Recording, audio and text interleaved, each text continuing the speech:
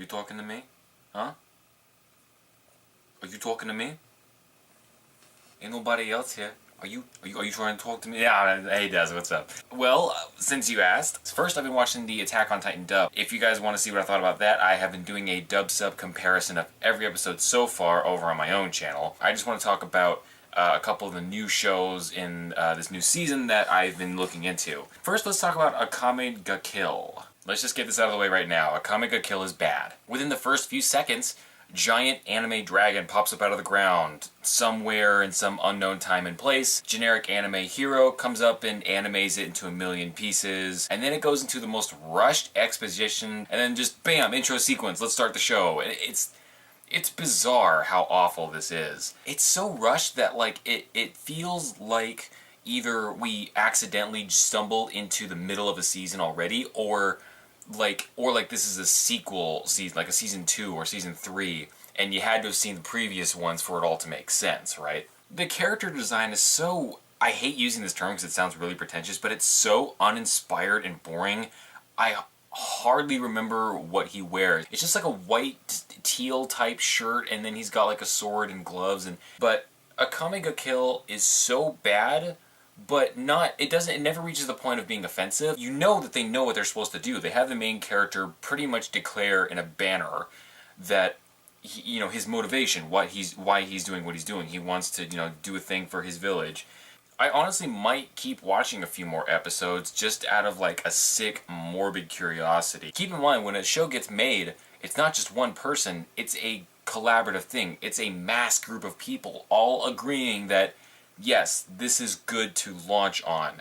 Show this to the rest of the world. I would love to be in the room when they're doing like a storyboard session, or when they're drafting up a script for the next episode, just to sit in the back, just to sit there and watch the creative process for this show. You know what it is? Akame ga Kill is when you're cleaning out your fridge and you reach the back to those leftovers that you forgot was there, and it's morphed and mutated into this wretched, unidentifiable thing, and you don't want to ingest it, you don't want to touch it, but you can't help but just be like, what were you? Which is the complete opposite of the other show I want to talk about, which is Rail Wars, which I dropped like a hot rock before I even finished the episode. Rail Wars was disappointing because I liked how it looked starting out, but within the first few seconds, like, it already rubbed so many wrong buttons with me. Can you rub buttons? Rail Wars feels like a show that's being written by boys that are just now finding out that women have boobs, because, God, it lingers on boobs for way too long. Remember how I mentioned how Akame ga Kill was very blatant about announcing its main character's motivation?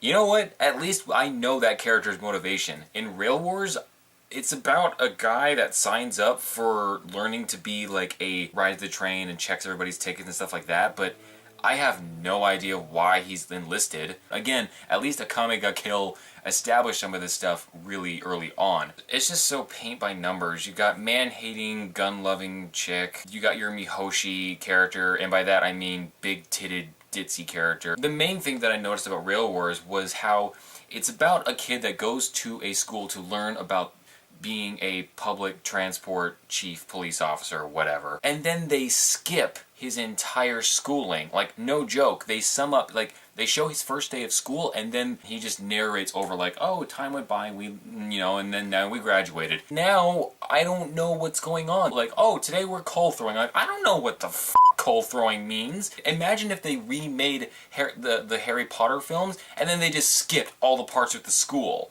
You wouldn't know what's going on. You wouldn't know what a muggle is. You wouldn't be able to understand the basic terminology of the world. And that's what Rail Wars is. They completely blow by the necessary information that we need to know. I already mentioned this on Twitter.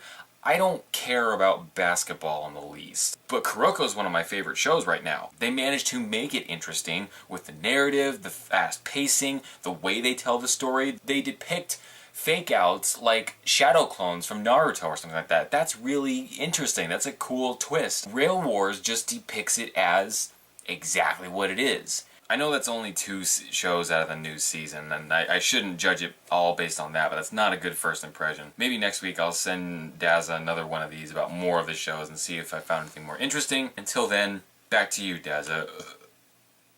Excuse me.